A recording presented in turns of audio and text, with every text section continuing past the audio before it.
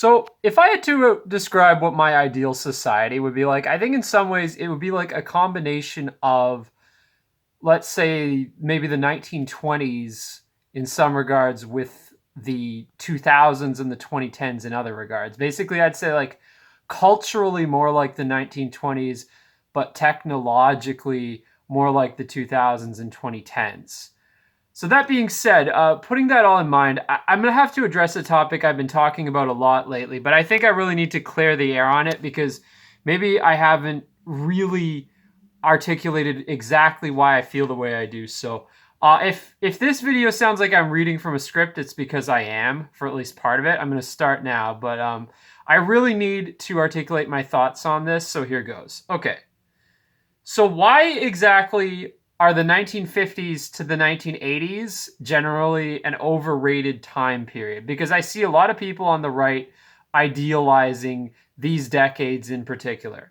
Well, basically, before World War II, you had a society that was demographically homogenous and explicitly so in terms of the laws, the customs, the attitudes, the concept of the nation and what it meant.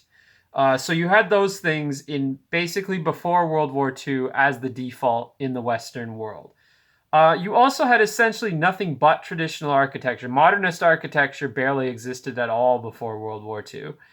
And communities that were designed in traditional ways. So, like traditional urban planning, designed mostly around walking and trains and trolleys, rather than being designed around cars. So, there were those advantages. However, there were certain disadvantages to living in that time period because of the lack of modern technology. Now, conversely, in the 2000s and the 2010s, things were worse culturally in many ways compared to the pre World War II era, like in terms of just the general sense of cultural decay in regards to like the concept of of hate, of ethnic self-hatred, of anti-masculinity, the decline of the family, the prevalence of drug use and pornography and so many other things. Like, I mean, I don't even need to list them. We all know, if you're on the right, you know what the problems of the present day are. Like everybody, there's been a million people listing those. So yeah. Um, and that includes even in the 2000s and 2010s, many of those problems still existed then. Obviously, they existed in the 2010s, and to a great extent, they existed in the 2000s also.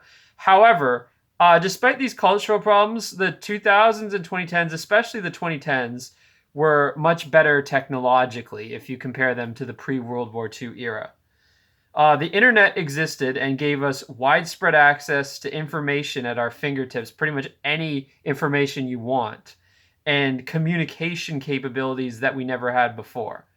Now, here's the thing. The entire period of the 1950s to the 80s, arguably maybe including the 90s also, this period that a lot of right-wingers idealize so much, it was kind of an awkward middle ground where you had neither of those things. It was kind of the worst of both worlds. You didn't have the true, authentically traditionalist society that we had before World War II, where things were explicitly ethno-nationalist, where gender roles were very clearly defined, and where family values were considered sacred. You didn't have those things really in the 50s to 80s, not explicitly, maybe implicitly to some extent, but not really explicitly. Explicitly, they were already being chipped away at in terms of the laws and the attitudes of the elites. So you didn't really have the true traditionalist society. But you also didn't have access to the internet and other technologies that we have today. Now, that being said, I will have say the caveat. I do think the 2020s so far are definitely a period of decline. I think if you view the 2010s as the best time to be alive, like I think the 2020s are objectively a period where things are getting worse. So I'm definitely not trying to say that the 2020s are something to be idealized. I don't even think technologically the new tech that we've had in the last few years is good. Like AI, I think honestly has more of a chance of it has a chance of I think it's probably going to do more harm than good.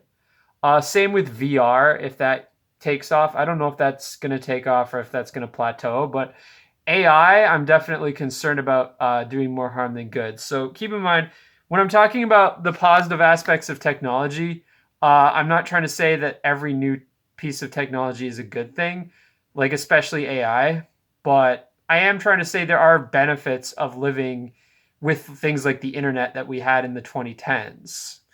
Um, so the lack of internet, the thing is with going back to the 50s to 80s, that whole time period that is over idealized in my opinion. The lack of the internet combined with the existence of television meant that the mainstream media completely dominated everyone's beliefs. People got their beliefs from the same few news channels or the newspapers that were owned by the same few companies, but there wasn't the internet, so you didn't have the access to all these alternative news sources. So things were more streamlined than beforehand because beforehand, people might have relied on books or on a much less centrally controlled array of newspapers and magazines. Whereas in the 50s to 80s, and I guess to some extent the 90s also, it was a very centrally controlled flow of information. And also, you couldn't discover obscure books as easily. Like, I find most of the obscure books I've read, I only know about because of the internet, because I was able to search on the internet and find information. Now, that's actually getting harder now because there's been more censorship in the last few years. So I would say the 2010s was pretty much the golden age of being able to easily search on the internet and find obscure books on pretty much any topic. So yeah, I mean, there's that, and there's also the fact that the 1950s to 70s, I will say the 80s things started getting better in this regard, but the 50s to 70s, and also World War II itself, and then the years immediately after, 1945 to 49, those were the absolute peak years of destroying traditional architecture for the sake of modernism and car infrastructure. So that's a big thing. Like, if you're idealizing these decades, you are idealizing a time period when there was more destruction of traditional architecture than there is today in Western countries. Like, that's just a fact. Like, we do have some destruction of historic architecture still going on today, but it's nowhere near as bad as it was in those decades. In those decades, it was absolutely horrendous. Like, you had places getting absolutely gutted. Like in the UK, for instance, many historic town centers were destroyed for the sake of building these hideous shopping malls. In Stockholm, they redeveloped the entire Norrmalm district in the early 70s. A fucking scar on an otherwise beautiful city. Um, there were redevelopments like this all over Europe in the 50s, mostly Northern Europe. Thankfully, the Italians, Spanish, and Portuguese tended to avoid most of this idiocy. And again, it varies country by country, but there was a lot of destruction for the sake of building freeways, uh, building parking lots, building shopping malls, also just building ugly modernist buildings in the place of older historic buildings throughout Europe. And this was done post war in Germany and the UK. The architects would take advantage of the destruction during the war, and they would use it as an excuse to also tear down buildings that weren't damaged in the war. It was a very horrible thing that they did. Not to mention the damage in the war itself was catastrophic in many countries to the historic architecture.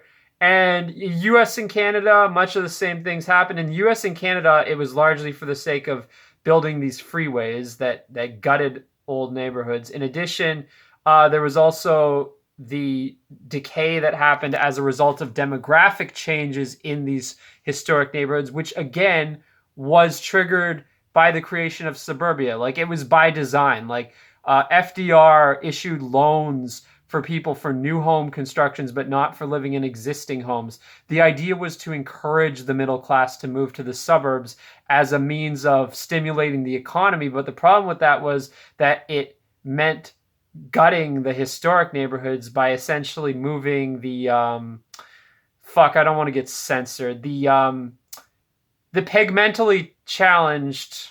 When pigmentally challenged, which would that mean? The people whose skin color is of the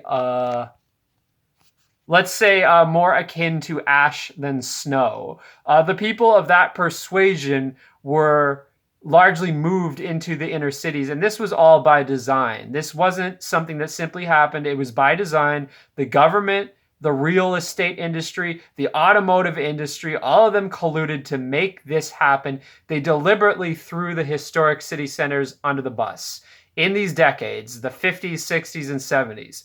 And thankfully, some of the historic architecture in these neighborhoods survive to this day, in some cities more than others, but a lot of it was destroyed in the process of dilapidation as a result of these demographic changes. And again, like it's a complicated process. Like, I mean, I'm not saying that like the people who fell for it, I think they were kind of duped into it to some extent because they were told like the suburbs are the way of the future. The automobile will liberate the average American man, woman, and child into a new era of prosperity. They were told all these lies, and but at the same time, I kind of do blame them because it's like, okay, but they could have been more critical of it. And thank God for people like Jane Jacobs, who were some of the earliest ones to see through this bullshit. Like, I mean, a lot of people on the right think that there's no women in history who have had a major positive contribution. But hey, Jane Jacobs is one. Like, she really did pioneer the entire new urbanist movement. So, like, the rediscovery of traditional urbanism, basically. So, like, yeah, my point is the 50s, 60s, and 70s were awful decades in terms of historic preservation of architecture and art. Um, Worse even than the present day, because at least today there's been a move towards some respect for historic preservation, although it can vary from place to place. Some places are still pretty bad in that regard, like Toronto, for instance. But nonetheless, um, the 50s to 70s were just worse, like in that regard. We were tearing down way more historic buildings then than we are now on average. That's just a fact. So yeah, I mean that's one terrible aspect of those decades. And again, like once if you over idealize the decades between the 50s and the 80s, these people start unironically defending malls, car culture, modernist architecture, suburbia, and other hideous aspects of that era. Like, yes, I love Pink Floyd and Back to the Future also. And yes, it's true, the demographics were more in our favor back in those decades. But there was a lot of shit in those decades too. There were a lot of problems in those decades.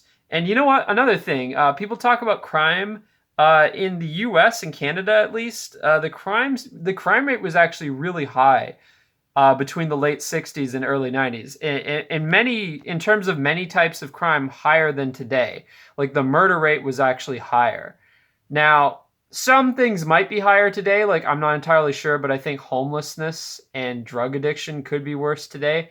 But a lot of crimes were actually, in terms of the recorded crime, were at their peak in those decades. Like murder, I know for sure. Possibly like robbery and other crimes. Now, that being said, is it possible there's more unreported crime today? Is it possible the crime rate actually is higher today? It's possible. But from people who've lived through those decades, a lot of them talk about like the crime rate being really bad back then. A lot of muggings, a lot of murders, a lot of violent crime. Also, another thing is that when there were riots, like race riots back then, the death tolls were a lot higher. Like look at the LA riots. That was in the early 90s. Over 50 people died. We haven't had any race riots in the Western world since then with anywhere near the death toll of the LA riots. And not to mention back in the 50s, 60s, 70s, and then going back into the early 20th century and the 19th century, there were race riots with really high death tolls.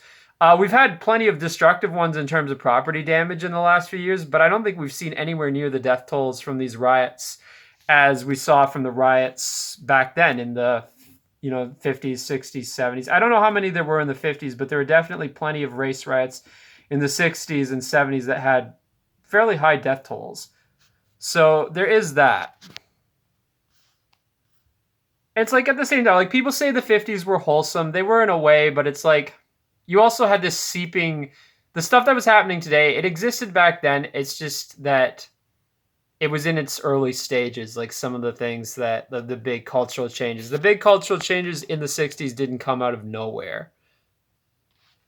And I will say, ultimately, like what kind of ideal society you envision, what you prefer, it does have to do to some extent with your own personal preferences. I won't deny that.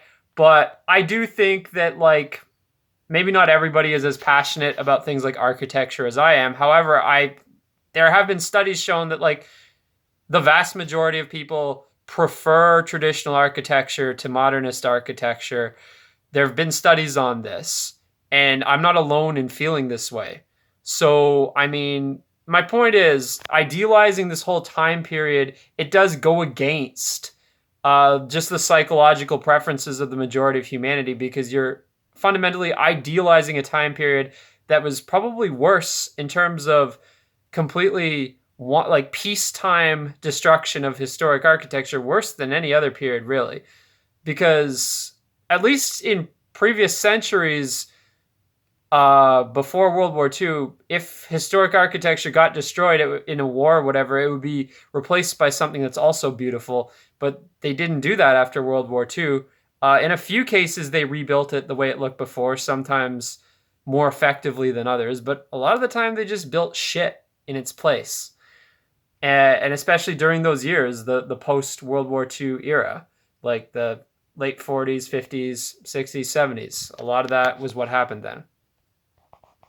So, I mean, yeah, obviously, I do have a generational bias here. I am a millennial, so I have my reasons for, like, wanting, like, preferring this idea of, like, in many cases, the values of the pre-World War II era with the technology of when I was younger, the 2000s and 2010s. Like, I'm not going to deny that there is a generational aspect to that, to like why I'm okay with the internet but not with AI, things like that. Like there is definitely a generational bias, but at the same time, it's like, okay, but I think there's also objective reasons why the period from the 50s to 70s, 50s to 80s, whatever, wasn't perfect and was in some ways the worst of both worlds rather than the best of both worlds. And I think that ultimately idealizing these decades, like, it's not the it's just kind of lame too. That's another thing. Like, I think, like, bringing back traditional architecture is like a really grand and glorious idea, and bringing back these like age old values that people have held for centuries. But bringing back the 50s, 60s, 70s, it's like, that's just kind of lame. I don't know. Like, to me, I just view a lot of what happened in these decades as essentially the culmination of the desire to simply spit on your heritage from beforehand. Like, we're going to destroy all the old architecture, we're going to destroy the old neighborhoods, and we're going to replace it with this thing that's new and better, this American dream. But what I say is, your dream has become my nightmare. Your heaven has become my hell, and it was built upon the destruction of our heritage, like particularly in an architectural respect.